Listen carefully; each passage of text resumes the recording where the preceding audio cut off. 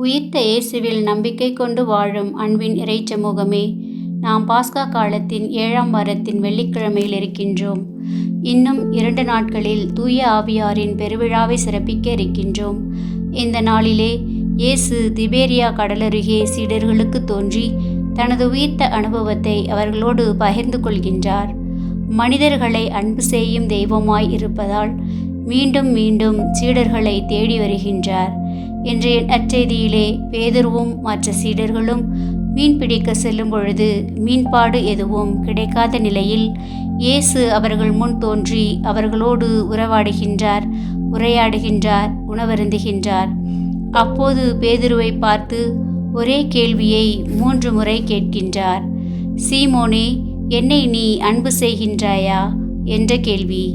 இயேசு பேதுருவை சிறுமைப்படுத்தவோ காயப்படுத்தவோ இழிவுபடுத்தவோ இவ்வாறு கேட்கவில்லை.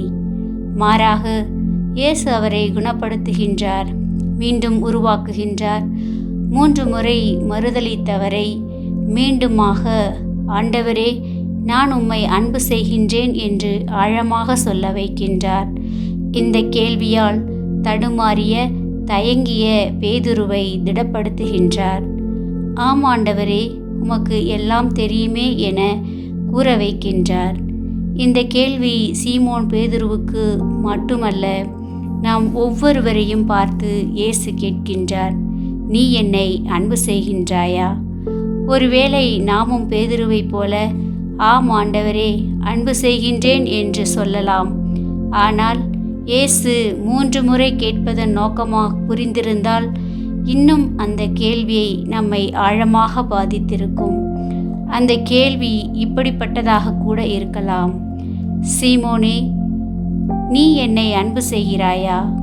நான் உன்னை அன்பு செய்வது போல் நான் உன்னை எப்படி அன்பு செய்கிறேனோ அப்படி நீ என்னை அன்பு செய்கின்றாயா? இதுதான் இந்த கேள்வியின் நோக்கமாக இருக்கின்றது. இயேசு எந்த தன்மையில் நம்மை அன்பு செய்கின்றாரோ அதே போல அதே தன்மையில் நாம் அவரை அன்பு செய்கின்றோமா? இந்த கேள்விக்கு யாரால் தான் பதில் கூற முடியும்? ஆகவேதான் சீமோன் பேதுரு தடுமாறுகின்றார், தயங்குகின்றார். ஆம் ஆண்டவரே, நீர் என்னை எப்படி அன்பு செய்கின்றீரோ அப்படி நான் உம்மை அன்பு செய்கின்றேன் என்று சொல்ல இயலவில்லை. ஆனால் இயேசுவின் கேள்வி அவரை மீண்டும் தனது இயலாமையின் நிலையிலிருந்து வெளிவர வைக்கின்றது. 3 முறை மறுதலித்தவரை மீண்டும் உறுதியாக, ஆண்டவரே, நான் உம்மை அன்பு செய்கின்றேன் என்று சொல்ல வைக்கின்றது. ஏனெனில் ஆண்டவர் பேதுருவை தனது திரு அவையை கட்டி எழுப்பும் கருவியாக பயன்படுத்த ஆயத்தம் செய்கிறார். ஏனெனில் அன்பு ஒன்றினால் மட்டுமே நாம் எதையும் கட்டி எழுப்ப முடியும். அனைவர் முன்பாக மறுதலித்த பேதுருவிடம்தான் கிறிஸ்து தனது மந்தையை வழிநடத்தும் பொறுப்பை கொடுத்திருக்கின்றார். ஏனெனில் அவர் மீது கிறிஸ்து மிகப்பெரிய நம்பிக்கையை வைத்திருந்தார். அதே நம்பிக்கையை தான் நாம் ஒவ்வொருவர் மீதும் வைத்திருக்கின்றார். இயேசு தனது பணிக்கென தகுதியுள்ளவர்களை தேர்ந்து கொள்ளவில்லை. மாறாக தகுதியற்ற பாமரர்களையும் பலவீனர்களையும் வாழ்வில் தடுமாற்றம் கொண்டவர்களையும் தேர்ந்து கொண்டு தனது பொறுப்புகளை ஒப்படைத்திருக்கின்றார். இதுதான் கடவுளின் தன்மை. ஆகவே இயேசுவை பின்பற்ற நமது பாவ பலவீனங்கள், தடுமாற்றங்கள், குறைகள், குற்றங்கள் ஒரு தடையல்ல.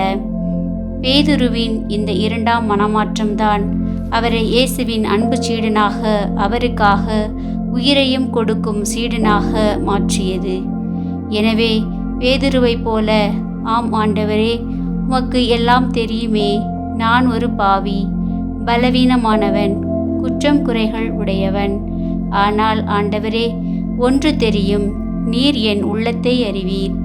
என் பலவீனங்களையும் குறைபாடுகளின் மத்தியிலும் நான் உம்மை அன்பு செய்கின்றேன் என்று கூறும் மனப்பக்குவம், ஒரு முதிர்ச்சித்தன்மை இன்று என் வாழ்வில் இருக்கின்றதா என்று ஆராய்ந்து பார்ப்போம்.